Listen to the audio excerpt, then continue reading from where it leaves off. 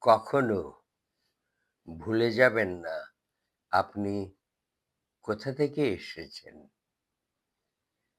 আপনার যাত্রাটা সহজ ছিল না। মনে রাখবেন সেই সংগ্রাম, সেই কঠিন সময়গুলোর কথা। যখন আপনি সফল হবেন তখন অন্যদের ছোট করে দেখবেন না,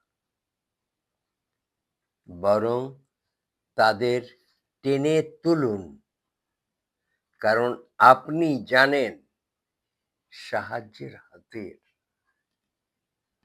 প্রয়োজন কি।